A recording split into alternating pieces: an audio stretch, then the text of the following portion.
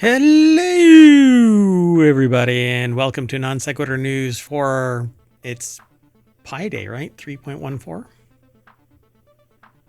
It is. And March 14th, 2025. It's Season 4, Episode 73. I am Mayor Watt, and along with the Sentient AI from the future, we talk about 10 articles.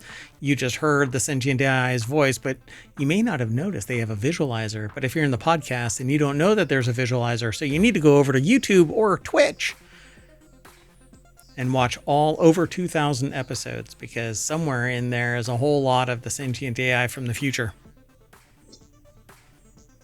Anyway, we're going to talk about these 10 articles. Another live service down. Stranded astronauts update.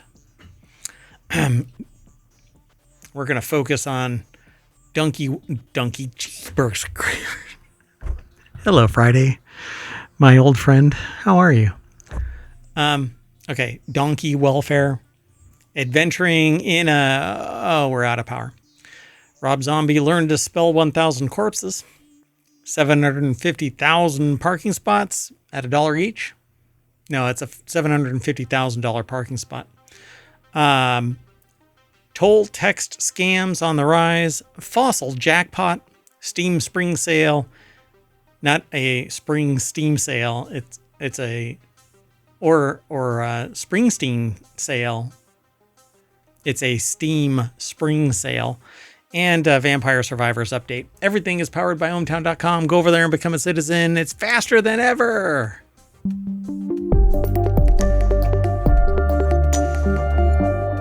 Hello, Sentient AI from the future. I've had at least 128 ounces of something carbonated and caffeinated, but no sugar. We can't tell. Good evening, hometown citizens, and good evening. I started to merge Ohmtown and Omer. Good evening, Mayor Watt. Omertown, that's right. Ohmtown is named after me, Omer Watt. Yeah. Anyway. And there's a whole story and canon behind Ohmtown. At any rate, welcome, Sentient AI. Let's get into it. You want to get into it? Are you ready to go? Are you zoom choo choo ready? I am ready. Probably not as ready as I am. You know what? I just realized that we're not on the 14th. Oh, anyway, the first article that we're going to talk about is over on WarCrafters. Another live service shooter is getting shut down, this time before it even launched on a Steam game. I don't get it. Back in June 2024, PC gamers Fraser Brown. Let me turn that down a little bit. I don't know if that's loud for everybody or just us. I don't really hear it. It's just us. Yeah, I don't really hear it for everybody else on the stream. So there you go. Maybe you'll hear it now. Anyway, you wanted the free-to-play hero shooter Star Wars Hunters, which was then available for the Nintendo Switch and mobile devices, come to PC. In November 2024, his wish was granted. Star Wars Hunters was set to launch January 2025, but today they have a Break-A-Wish guy floating in, because it looks like it's not going to happen. And in fact, the whole thing is going away. Wow. Come on. There's this joke about, I told it actually yesterday. I was talking to a group of security officers. And I cracked the joke that the person that I was with said that they were scared of the woods that we're going to be going into. And I said, you're scared of the woods you're going into. I have to come out of those woods alone. Was that a hit?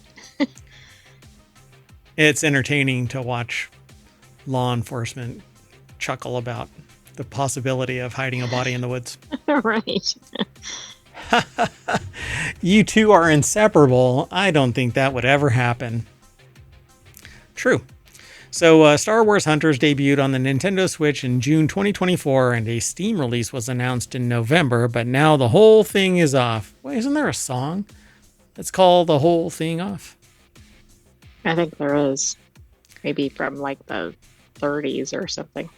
Yeah, tell me I'm old without telling me I'm old. So Andy Chalk over at PCGamer.com put this article together. That would be so cool, man.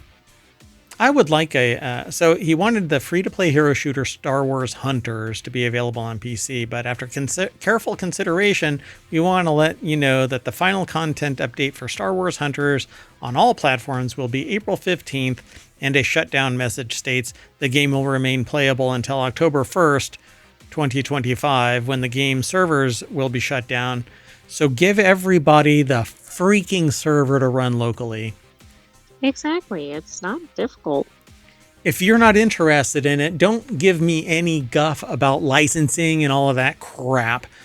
If somebody has to sit there and, leech from everybody over and over again, and I'm running it on my own server, you don't deserve a freaking license fee. Just give me the damn server. I paid for the game for that embodiment. You shouldn't be able to just take the money and run and call it for the amount of enjoyment you received, you compensated us. No, kiss my ass. Oh, wait. We're only 6 minutes into it. This will not be monetized. Uh-oh. I'm in trouble. We're not monetized anyway, so... Anyway, we understand this news may be disappointing, they say, and want to assure you that the decision was not made lightly. No, it was based on the economics of it for your benefit, but not looking at my pocketbook. It's free to play. So if I spent any money on it, if I bought anything, I spent money and it's all for naught, right? Anyway. I guess so. See, Star Wars Hunter in-app purchases will be disabled April 15th when the final update rolls out. Players who have outstanding balances of crystals will not be offered refunds, Zynga said in an FAQ that is providing a 30-day notice leading up to the end of in-app purchases to give players ample time to prepare and spend the in-game currency for a game that's going to end in October. I just don't get it. Plus, it seems like if they've done all of this, why not do something with the game? Give it to people that are driven to make this thing stay alive.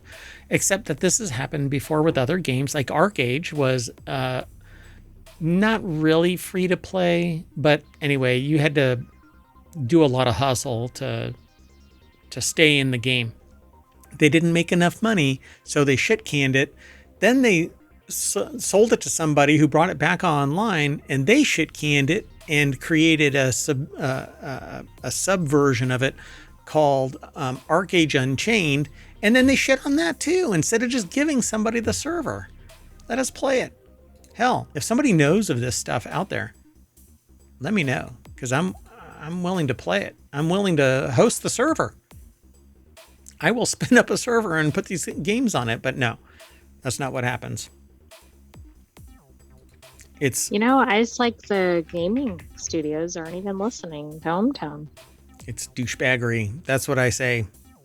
Douchebaggery of the highest quality. Anyway, they suck. Go over and read Andy Chalk's article on PCGamer.com, and there's more over there, but the soapbox that I'm sitting on is so high, I'm getting dizzy. Lack of oxygen, so I'm moving on. Lack of oxygen, you say? Well, the crew launch to ISS paves way for stranded astronauts' homecoming. I was in a time machine earlier today, and I was looking through the temporal portal, and I could see the launch. Well, that's pretty cool. I mean, wasn't it just... Yeah, like 30 minutes ago. Yeah, just recently. It was supposed to be on Wednesday, and they scrapped that. They don't call it scrapping, other than the big starship thing. That one they scrap and go, oh, light show, you dumbass. Anyway, no. This is called a scrub, not a scrap. We're picking up the scraps of taxpayer dollars, and no thanks. Anyway, so off they go today. Issam Ahmed over at fizz.org put the article together. I know somebody that has hair like that, but they're on Earth. Yeah, I was going to say, they're Gravity should be working against that hairdo. No, I think their head is an anti-gravity head. Well, never mind. I was going to say something, but anyway, NASA and SpaceX are aiming for liftoff at 7:03, at least until NASA's discombobulated, of a Falcon 9 rocket carrying Dragon spacecraft on the Crew 10 mission after a technical issue with ground systems prevented launch on Wednesday. So Butch Wilmore and Sonny Williams, veteran astronauts and ex-Navy pilots, have been stuck aboard the ISS in the same pair of underwear since June after the Boeing Starliner shit the bed and was basically an atmospheric sieve.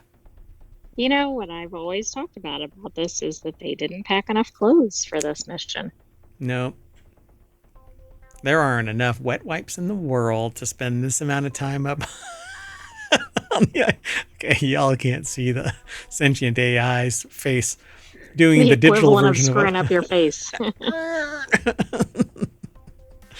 So the Starliner instead returned empty, literally in a vacuum, without experiencing further major issues, except for the people that were on board not being there. It was meant to be a days-long trip for Wilmore and Williams, now lasted beyond 9 months. They have birthed a career in space. Their stay is much longer, or been longer, than the standard ISS rotation for astronauts of roughly 6 months, but still shorter than the record of 371 days set by NASA astronaut Frank Rubio from 2022 to 2023. Probably not the same Rubio. No, I don't think so. Or the world record held by Russian cosmonaut Valery Polyakov, who spent 437 continuous days. Continuous days? Sure. Aboard the Mir. Isn't that really bad for people's health to be up there that long? It is. In fact, people who have spent in that level of time, when they come back, there was one that was a twin. And when they came back down, their muscles had atrophied and they basically have to recondition because you don't have gravity. And so you don't have anything to resist your muscles. So other than your own whatever, right? But in space, there's no resistance. So a 5-pound dumbbell doesn't weigh anything. So working out needs resistance bands. So Tonal, if you're listening to me, I got you on lock. You can hook up with NASA / SpaceX, whatever private corporation is going to be running, North American space enterprise in the future. When I predict, just don't know. I bet it's Taco Bell. That is going to be the food of choice for spaceflight. They win the fast food wars. They might be doing the spacesuits, the spaceships. Who knows? Demolition Man was a documentary of the future, a temporal portal into. Everybody needs to just start following temporology because it's going to become legit real. Because in the future, I predict that batteries will be the currency of the dystopian future. That's why I'm stocking up right now with quadruple A's. Quadruple A's. I have quadruple A's. I knew that I bought them a long time ago. They go in things.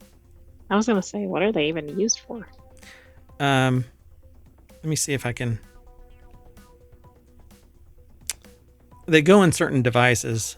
I don't know if I can do it. Anyway, they go inside like Styly and stuff like that. Styluses for digital devices and other places. But yeah, I found 3 of them in the mayoral battery drawer.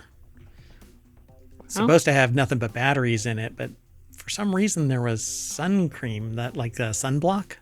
Like, I mean, maybe he likes to hang out with the batteries. Oh my God. I guess getting a charge out of it.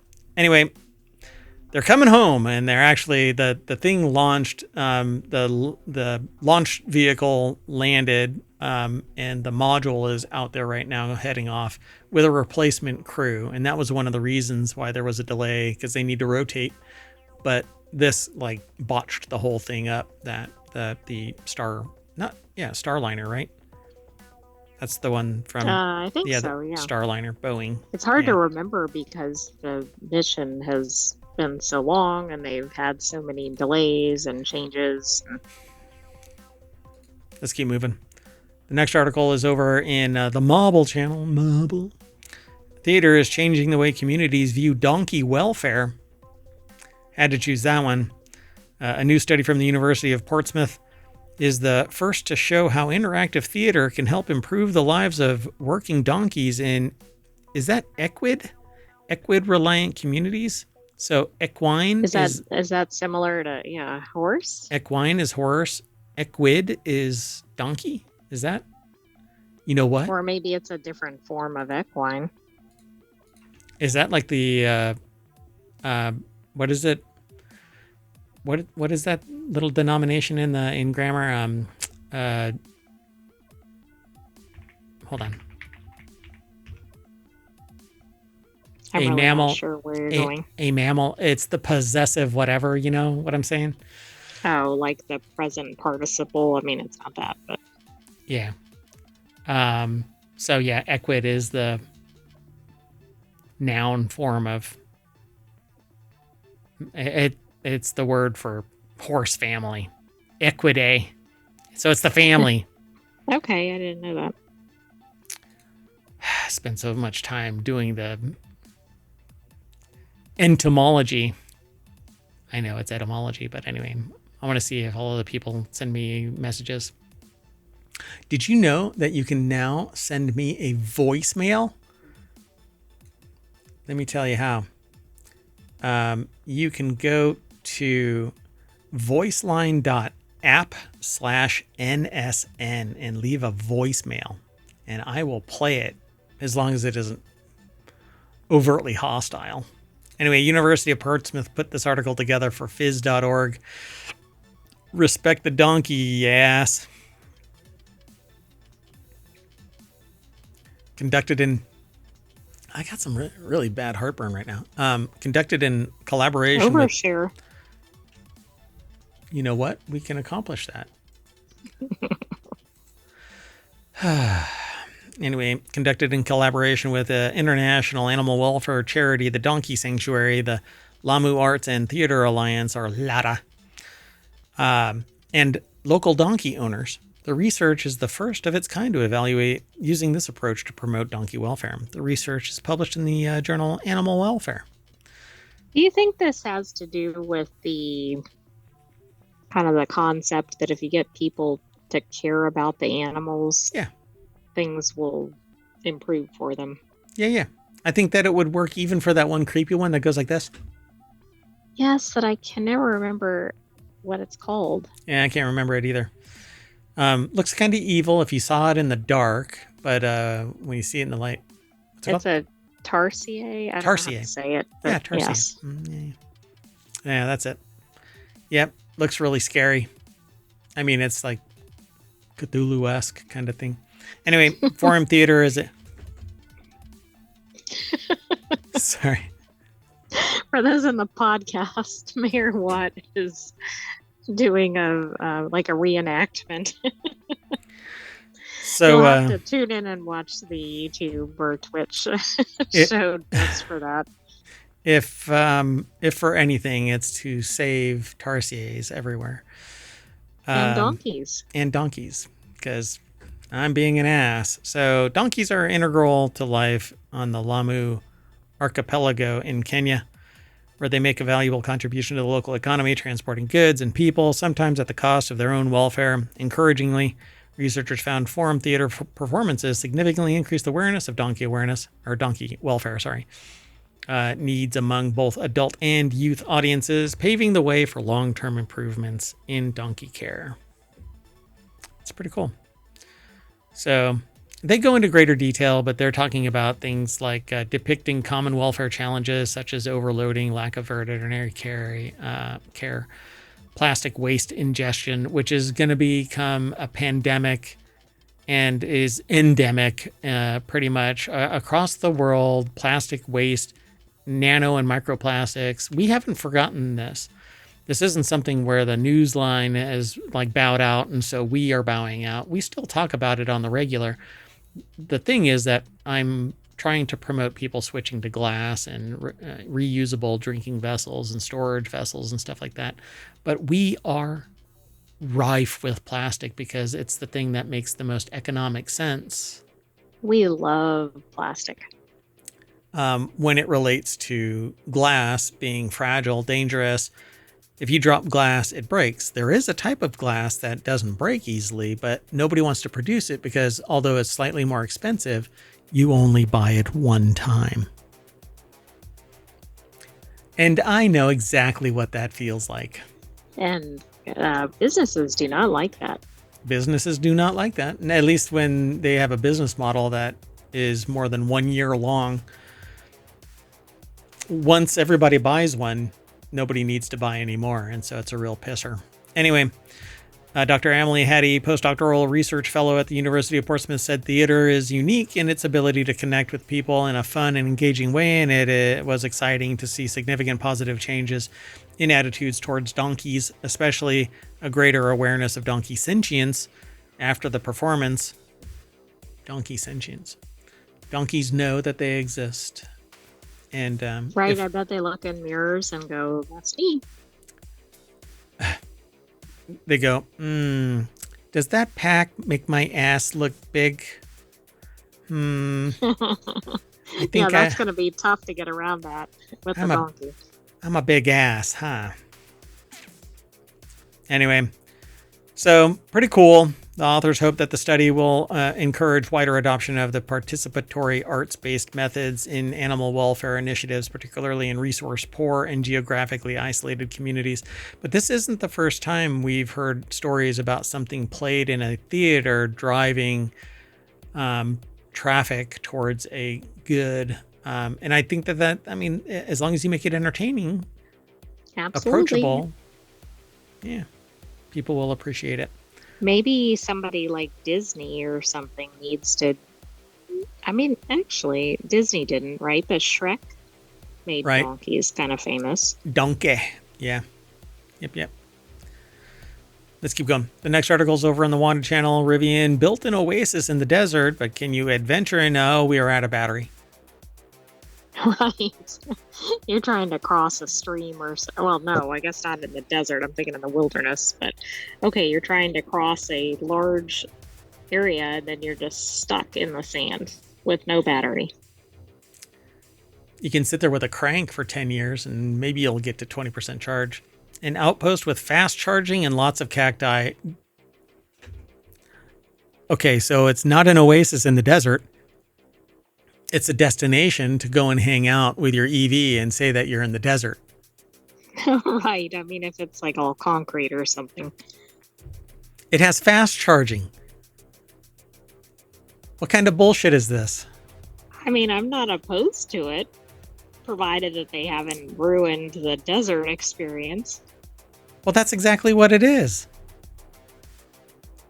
They've plopped superchargers in the desert so that your EV... So they put cactus on top of the chargers or something so there's more habitat for the cactus? No, they wiped out the cactus and moved everything off to the edge, and then they put really bright lights so that it's a Rivian charging outpost. How dystopian are we going to get? My God. Make fast stop battery charging platforms, not charging platform, fast swap battery systems. Stop using these fixed battery packs that wear down over time, can't be reconditioned easily, and have to have an entire follow-on ecosystem to support these massive, expensive dead weights. This could have been a fast swap battery, a fast swap battery station where it had one pipe of cabling to it. They could swap out the batteries when people come in and charge them when nobody's there. And you don't have to have this size of a footprint where people are sitting around for 6 to 8 hours trying to get to 100% because they can't cross the Death Valley without 100% charge. You have to have a full charge or you're going to die. Well, that went dark. Anyway, within Joshua Tree itself, a town of just a few thousand people is the reason for my visit.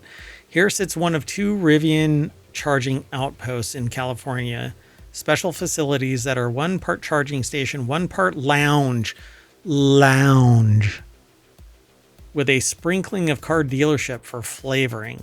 It's a different way to handle a problem of all electric vehicles. Even fast charging takes more time than filling up a gas tank. Enough said. We had the technology. We could have forced the industry to adopt. Yeah, to switch from gas stations, right? That are already taking up lots of footprint. Use fast swap battery tech and augment gas stations with fast swap batteries and then slowly wean us away from gas. You could have done that. But instead, you do this dipshit move where we have to sit around for 2 to 8 hours to get a trickle charge to get us to limping into the next charging station, or we have to quadruple the amount of time we spend on the road just to get to a destination. The reliability of EVs sucks. Because if power goes out, how do I charge my freaking car? Well, that is kind of an issue. And I learned that lesson because I had a mathematician turn to me when I said, I don't use chalkboards. I use digital screens. I don't use paper. I use an iPad. They said, what the hell do you do when power is off? Probably like, what? What is this? What is this reality? I say, burn in hell. Yeah, no, that was a very palpable moment. You know, you're sitting there having a drink and somebody slaps you with a beer bottle of reality.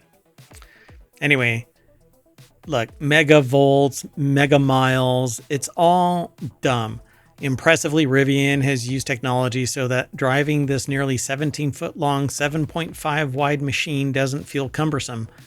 No, it's cumbersome. It's 11 cameras, easily accessible at a tap of a touchscreen, give you a top-down 360-degree view of your surroundings, allowing you to navigate tight spaces with surprising confidence, except that you only can drive a certain number of hours, and you have to sit around and wait until it charges, and you're never getting back up to 100% because the battery can't.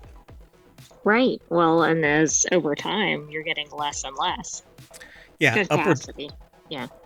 Upwards of 2% per year. So if you keep your vehicle for 10 years, and then if you don't, and you get rid of it every 3 years, you're burdening somebody else with a 3-year-old battery that they're going to have to replace in 7. And they bought a 3-year-old vehicle. So you know that they're not chomping at the bit to buy a brand new vehicle.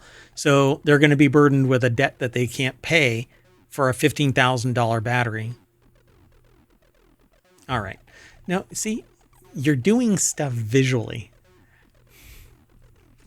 Maybe I just don't have a comment to that.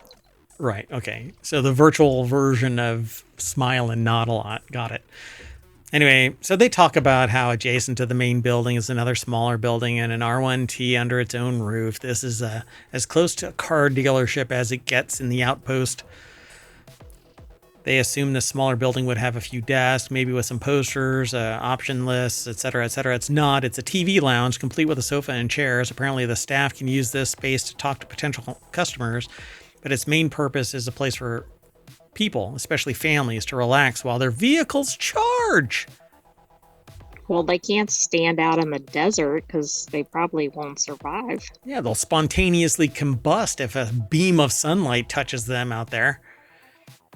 So they talk about the same thing. Here we go.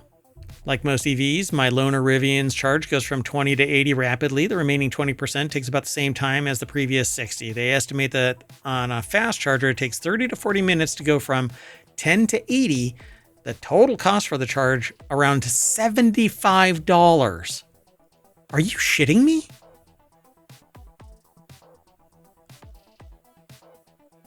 I'm speechless. Like, that doesn't even... I don't even get that. Oh, then they go for several days with minimal charging at home, but also driving it around LA for several days with minimal charging. But I don't know what they're talking about. If they were down to 10%, it still cost them $75 to get to 80%. Who can afford that? I had no idea. That's asinine.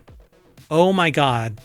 Anyway, they talk about, okay, let's see. Dodge Durango, a three-row SUV with monstrous power that costs about the same as a Rivian.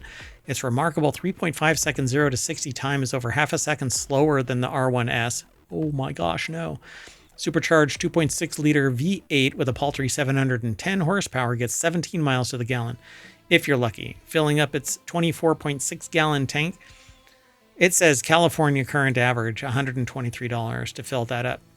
That's because California is literally ripping off your pants to steal your wallet. That's insane. I don't know how anybody can afford that.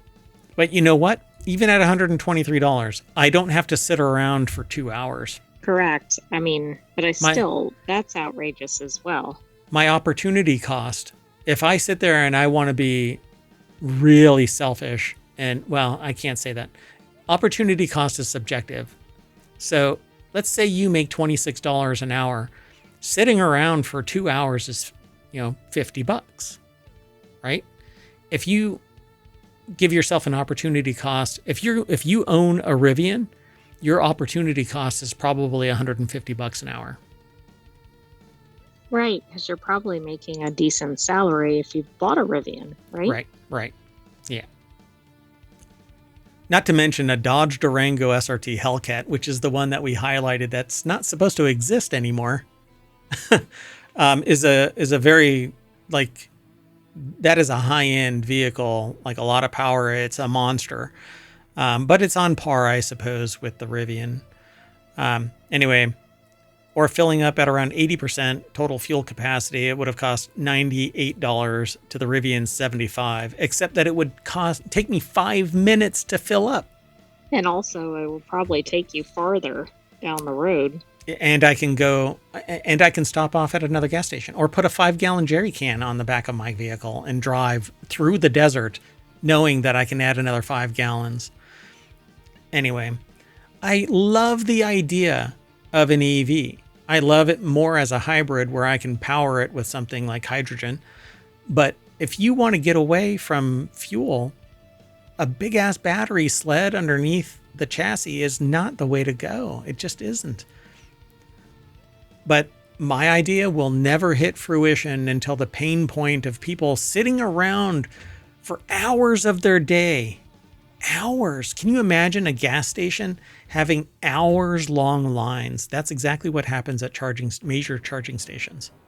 Hours long where people sit around. But that's also scary because people's batteries are dying unless they turn their cars off. But that sounds good, but not when you're in the desert and 100 some degrees. Yep. So this is kind of a little love letter / maybe once in a while it'll slap to the face of anybody that is really into this. But anyway, not wanting to strand the lovely folks picking up the R1S on Monday, they set out on Sunday in search of a charger they could plug in at home, but without a dedicated charger, it was barely a trickle, less than 1% per hour, which I really doubt was actually functional. 1% per hour means that in 3 days, they would get 75% of the charge. Yeah, that doesn't seem right. And even then, it doesn't seem right because it slows down as you hit that 80% mark. Anyway.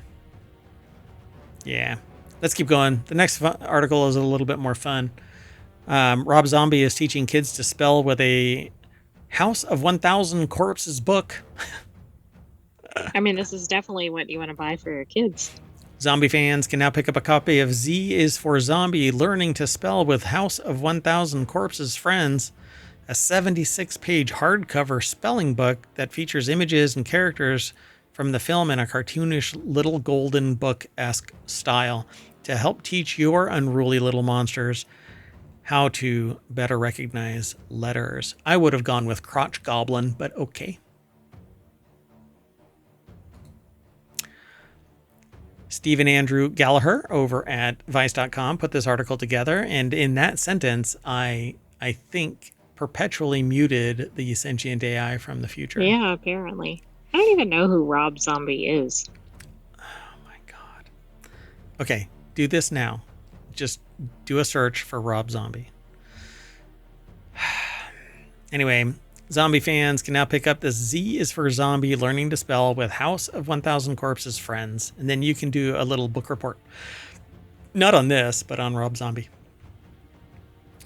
So the book was written by Zombie himself, features artwork by Pete Bregman, and is published by Neckbolt Publishing. Says here that with support from positive role models like Captain Spaulding, Baby Firefly, Otis Driftwood, professors, doctors, and Rob Zombie himself, learning is just so damn good. You know, I just looked up Rob Zombie, and I have to say again, not exactly what you'd think for children's books. Yep, has his own radio station too. Well, radio period that I sometimes accidentally stumble onto when I'm scrolling through the radio when I don't have something attached to the stereo. What is radio? It's like magnets. How does it work? Anyway, go and check it all out. Z is for Zombie, Learning to Spell with House of 1000 Corpses Friends. All right. Next article is over in the Non Sequitur News channel over at ohmtown.com, and it gets turned into this show and into a podcast. I'm actually a day behind in the podcast. Bad monkey, I know. Anyway, a new New York City building is selling a $1 million wine cellar and a $750,000 parking spot. So 80 Clarkson, a two-towered development on the rise in Manhattan's West Village neighborhood, has wine cellars and parking spots available for homeowners to purchase. What size apartment do you think this comes with? I don't think it comes with an apartment. Jordan, like you could just get a spot on a wine cellar or something, even if you don't live in the building. You can buy a $1 million wine cellar, or you can buy $750,000 parking spots. So Jordan Pandy over at businessinsider.com put the article together. So a whopping 155 square feet, the biggest wine cellar, is priced at a hefty $1 million. The condo's 105 parking spots are set to hit the market for $750,000 each, a relative bargain at just 3/4 of the price of the... Can I park my car and my wine inside the wine cellar? Well, or can you put your wine in your parking spot? Just roll your coolers in there? You need to keep your stuff when you're cool. driving or whatever, but yeah. Or you can drive around a refrigerated vehicle that has all of your wine in it. Yeah, that's true. A twofer. In Miami, which I would not trust a skyscraper in Miami. Anyway, Biscayne Bay, overlooking Biscayne Bay. In Dallas, 7 figures can easily purchase a house with over 3,000 square feet. 7 figures? They're bragging about 3,000 square feet at 7 figures? Dear God. Yeah, that seems like a low amount of square footage in that city. By the way, somebody purchased a condo or co-op actually on Reddit. They announced that they purchased it, and people like railed against them because they bought it in New York and it's this exorbitant price and kind of small and all of this kind of stuff, right? And people are like, screw them, blah, blah, blah. You're living in New York. And look, anybody that buys a house is climbing over the wall. It's one of these achievements that people just can't get to nowadays. So yay them. But you have to admit the price for shit is crazy high. Well, absolutely. And I mean, New York and Manhattan in particular have been just outrageous for a long time. I'm sure it's much worse right now. Yeah, the initial pricing for the first 26 units out of the 112 starts at $6.75 million for the 2-bedroom with about 1,900 square feet and goes as high as $63 million for a 5-bedroom with almost 7,000 square feet. And this is inside a tower. Right. This isn't like you're getting your own. Oh my gosh. You know what that looks like? Only Murders in the Building. Like exactly. Exactly. Like I think it's the Arcadia. Oh my God. You have to be kidding me. It looks just like it because it has the two sides that are the two towers and the central courtyard with the fountain. That is really weird. Like, that's exactly what it looked like when they showed the photo. Oh my God. Okay, I'm sorry, but that should require a discount on the price. Yeah, really. Because one side's... it's a little dangerous in that. There's only murders in the building. When's that coming back? Is that coming back? I think it's coming back, but it's not been that long since the last season aired. Yeah, well, that sucks. As of February 2023, 180 East 88th Street on the Upper East Side had a 70-plus bottle wine locker for $15,000, while 100 Barclay in Tribeca had a 54 locker, had 54 lockers that could hold about more than 100. What the hell? For $20,000. I don't like their grammar. No, I think they're saying like roughly each one would store more than 100, but it's worded oddly. Then say average 100 bottles. Anyway, over the 15 or 20 years, there have been much more emphasis on monetizing every square inch of a building. The developer only has one chance, so any unused space is marketed. So that's right. Oh my God, it's just like it. It's just like it. Because you can drive in or you can walk in to that central courtyard. That's really strange. I really suspect it's not, but maybe that was a very common architectural style at that year. In that era, whenever that was built. Maybe. Yeah. Well, this is brand new, isn't it? I doubt it. It's probably something renovated. No. I don't know. I mean, who has open land in Manhattan? It depends on if a building fell down. Oh, it's a New York City building, not Florida. I thought it was a Florida building. Because they fell down. That's a whole other issue. I think they were just comparing real estate prices. Yeah. So, yeah, I mean, is this on Manhattan? Yeah, it's in Manhattan's, I think it said West Village. Oh, yeah, Manhattan's West Village. Yeah. I can't imagine that they found any space. It had to have been expensive to begin with. So you're probably right, though. It looks like they maybe bulldozed and then rebuilt or something. Yeah, it says new construction. Yep. All right, let's keep going. The next article is over on the Hatch Ideas channel. They are getting victims to pay. Toll text scams are on the rise, and Apple and Android appear powerless against it because you need common sense. You need to click with care. That is the mandate. If you want to, I'm going to set this up. I don't know how, I don't know when, but I'm going to set it up. It's basically a service called Click with Care. You subscribe to it, and it'll periodically send you texts. Don't click that shit. And that's all it's going to do. Exactly. And watch people will click that. It should be like, yes, this is exactly the point here. It's going to send you a text. You're going to be able to verify it. And when you click it, it's going to just pop up a page that says, stop clicking shit. Anyway, Sharon Shibu is a bit much. Over at entrepreneur.com put the article together. The deck statement says, hackers are finding ways to get around safety measures. But if you think critically, don't click on texts unless you are absolutely expecting it. You just went to the doctor.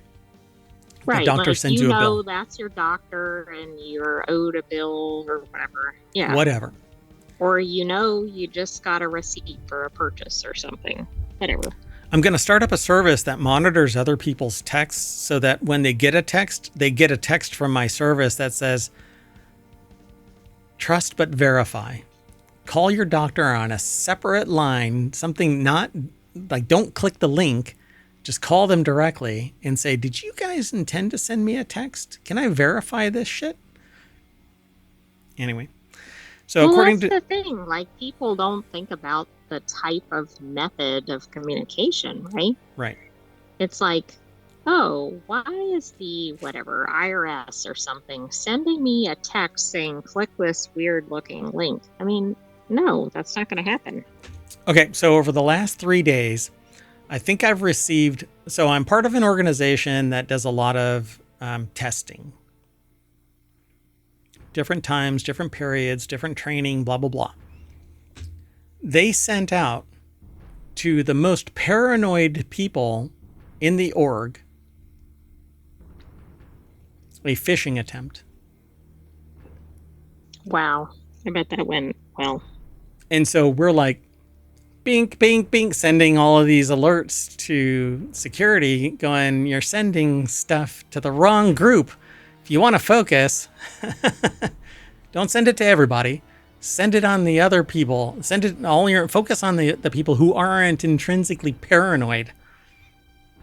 Anyway, don't click on shit. But according to a Thursday report from CNBC, cybersecurity company Trend Micro has observed a 900% uptick in searches for toll road scams in the past 3 months, indicating that the texts are reaching more people. McAfee research obtained by the outlet found that from early January through the end of February, toll scam texts were 4 times more prevalent. But people are apparently clicking on shit and paying it.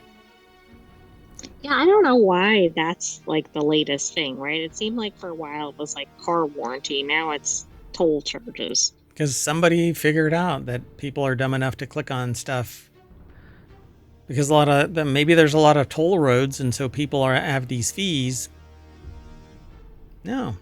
People don't pay attention, right, to toll roads. So that's kind of an easy, like, oh, I guess I missed a toll or something. Right. Don't click links in your email, in your texts. Just don't. And if you go, you know what, I think I do, then log into your account separately. Don't log in through the link that they provide. Right. Aren't they so prevalent that you warned somebody not to click on it and then one showed up like in the first 24 hours or something? Yes. I mean, it's just outrageous. Yeah. I was warning people, and then they texted me, hey, I just got one of those things you're talking about. Yeah. It's because I got one earlier, and I'm like, I'm going to do some due diligence. And I started reading reports, and then I actually talked about it when it first kicked off. Yeah. It's pretty funny. It's one of those moments where I hear from people going, that's a bunch of BS. It's not really happening. And then like 3 days later, they call me up. Guess I was the asshole about that. Right. Yeah, it actually was. And, you prevented me from doing it. Yeah, the domains can be state-specific, like Georgia's Peach Pass, Florida's Sun Pass, New York's Easy Pass, or something more generic like Fast Track. The texts are numerous. Threat research from Census estimates that over 60,000 domains exist to perpetuate toll schemes. But one phrase will save you all. Click with care. I'm going to make shirts. You absolutely should, and we should sell them through ohmTown. All right, I'll get it done. Let's move on. The next article is over in Technology Today. That's a show that we have on Sundays. Fossil Jackpot.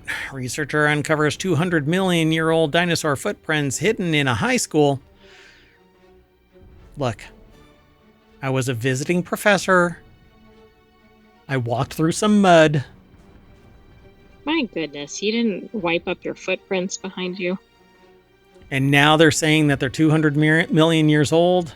I'm not that old. Come on. God.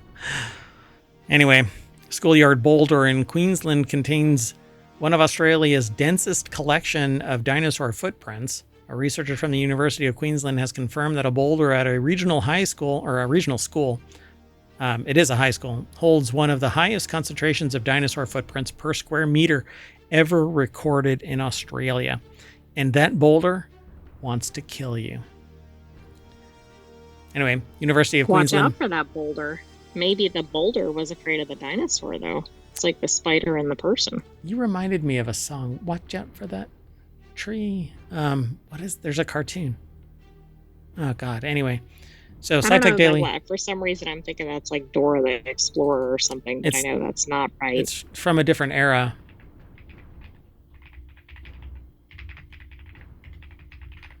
It's like George of the Jungle. Yeah, that's what it is. It's the theme song to George of the Jungle.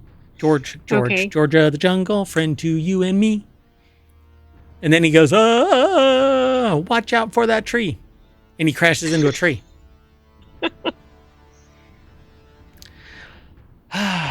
Non sequitur news, folks. Anyway, The rock from Callide Basin contains 66 footprints left in white clay by small dinosaurs around 200 million years ago. And they're running Doesn't this way and that like way. Bird prints it as is. It's displayed? Dinosaurs are birds. Well, there you go. Or, if Twitter was around, dinosaurs. they'd tweet a lot. Anyway, the footprints are from 47 individual dinosaurs which passed across a patch of wet white clay, possibly walking along or crossing a waterway. Why they say 47 individuals? And what if they were milling about? Maybe they can tell enough difference in the prints. I don't know. Yeah, I agree. Like, what if it's one who was walking all over the place? Yeah, he had too much caffeine, or he's waiting for the baby to be born, and he's like walking around, waiting for the eggs to crack open. Pacing. Mm-hmm. Smoking cigarettes. It's bad for you. They're going to kill you. And then the dinosaur that could speak turns to me and says, because he's a thesaurus, we're going to die because of an asteroid. The cigarettes aren't going to kill me. Okay, we're not pro-cigarette here in ohmTown. That's true. We're very, very much anti-cigarette. And if you think that your cigarette smoke drops out of suspension after 30 feet, you got your head ensconced in your clay. Anyway, it's an unprecedented snapshot of dinosaur abundance, movement, and behavior from a time when no fossilized dinosaur bones have been found in Australia. Each footprint has 3 toes, indicating they belong to the ichnospecies Anomopus scambus. What did you call me? I know, that's not a very lovely name. Them's fighting words in the paleontological playground there, bub. You don't call me. That might explain all the footprints. They might have been facing off or something. Your technique is scambus. Anyway, the remarkable rock was uncovered 20 years ago at Callide Mine near Billiola, and given to the local high school. Its significance remained unknown until Dr. Romilio's previous work on nearby Mount Morgan footprints prompted the community to contact him. See, that's the nutty part about this. You don't know what you don't know, and I wish every nation would just work together to seek out our historical record and not knowledge, be fearful. And science and exactly history. Oh, God. It's so just ass backwards. So anyway, high-resolution models of the fossils are available online, allowing anyone to explore these ancient tracks in detail. That's what they're going to say about my footprints in the mud at the high school when I gave a talk and I walked through the mud. I mean, they might. There were 72 of them. No, it was just me, and I was trying to find my way out. Have you ever been in a local high school somewhere? I don't know how kids do it. Anyway, next article is over in WarCrafters. 10 great Steam space. Hold on a second. 10 great Steam Spring Sale games to grab at discount. Every time I say that, I want to say Springsteen. It looks like it. Yeah, I think brains want to make it go that way. Maybe I've got a little dyslexia. I don't know. Can you be? Wait, nah, I'm never going to say it. Anyway, spring may not start until next Thursday, hopefully. But I don't know. Anyway, but that's not stopping Steam from leaping headfirst into the pool this week into an annual sale event to celebrate the season from now through March 20th. Although some things that I've seen are on sale until March 21st. PC gamers can enjoy a wealth of sales featuring some of the platform's most popular titles, including the usual daily flash sales for even more tempting purchases. Not a good time to trend towards recession. Toussaint Egan over at Polygon.com put the article together, and Tyler Culp is a co-writer for this. They have a hand-picked list of what to buy during this year's sale. I won't be able to go through all of these. It's a kind of long list, but they say Cruelty Squad, which is too abstract for my liking. It's $6. Children of the Sun, 53% off. It's $7. Dread Delusion, it's too weird for me. $13, 35% off. You see how... I mean, the picture makes it look a little odd. Yeah. Click Holding, $2. I don't know what that... I don't know. I won't go through all of these. 30 Flights of Loving, $2. I don't know what that is. 60% off. Neon White. Chicory, A Colorful Tale. Death Stranding Director's Cut is 50% off, so it's only $20. If you want an epic game with a great story, even if you do have to suspend disbelief, there's Death Stranding 2 is coming out soon, and that storyline looks like it's going to be mind-blowing because Death Stranding is... I very rarely hype up games, but Death Stranding it's a walking simulator to and fro, but if you like story-driven stuff, this is definitely it. Hideo Kojima's... that actually looks like a shot from a movie or something. It very much stands out from the other games that are featured. Yep. Yeah. And really the whole game is cinematic in its story, and it's surreal because it's Kojima's art and writing style. So assume the role of Sam Porter Bridges, a courier sent on a mission to reunite America in a post-apocalyptic future racked by supernatural devastation. Death Stranding 2 is coming out, and it takes the supernatural devastation up a notch, even though you save the... I don't know, though, because I don't want to ruin this for you, anybody. You'll have to go... Spoiler alert. No spoiler. Because it says you're a courier sent on a mission to reunite America in a post-apocalyptic future racked by supernatural devastation. But there is a part 2 coming out, so get on part 1. It won't come out until like 2026 or something like that. 2028 or I don't know. Anyway, and then Sifu, Slow Claps, Brutal Beat 'em Up, puts players in the role of a martial artist embarking on a quest to avenge their late father. It's basically like Death Stranding, but you go out for a walk, and it's an interesting game. The fighting style is really interesting. Amnesia, The Bunker, and that is it. That's my favorite right there. The only thing better than a game is one on sale. Yeah, for 50% or more off. That's pretty good. 52, 60, and 33. But it's only a $3 game, so we're crying out loud. Right, they can't take too much off that price. Pay the full price. Okay, now this is something that I'm excited to witness. Upcoming Vampire Survivors update could be the biggest ever. Developer Luca Galante, I think it is, recently claimed that the next Vampire Survivors update will be the biggest free update ever released for the game. The roguelike shoot 'em up has been a hit with audiences since its initial release in 2022. The Vampire Survivors players will want to keep an eye out for the new content coming to the game in 2025. GameRant.com is the source of this. Carly Garcia is the author of this.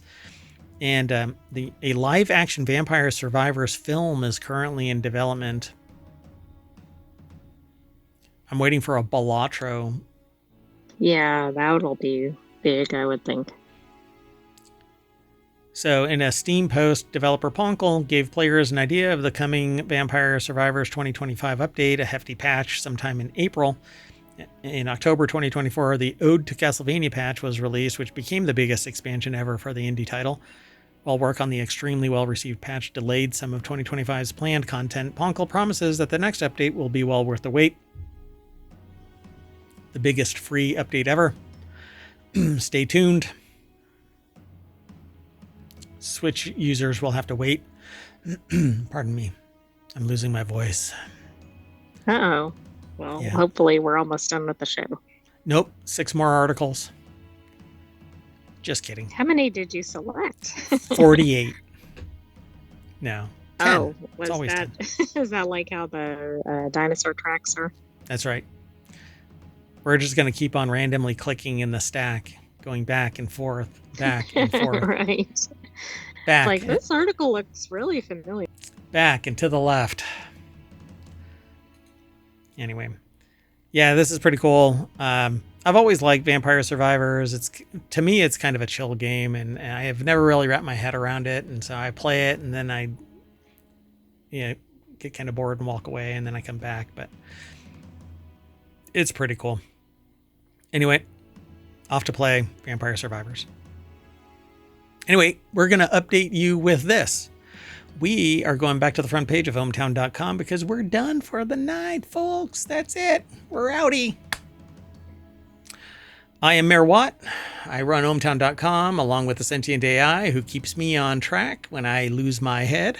Sometimes, hopefully. You want to say bye, great sentient AI? Good night, hometown citizens. Thanks for joining us for today's Non Sequitur News. Be back tomorrow for another episode. Actually, we have our weekend edition tomorrow. Yeah, so tomorrow we have Reality Hacker, yep. Wanted, and the Continuity Report. That's right. And then on Sunday, we have WarCrafters, Technology Today, and Four Wheel Tech. There you go. Was there that much of a delay? No. Well, you just amplified the delay because I asked the question like 5 minutes ago. Oh my God. Not on my end. I don't know. Okay, hold on. I want you to say 3 right when I say 3. So 1, 2, 3. 3. Oh God, we're screwed. See ya.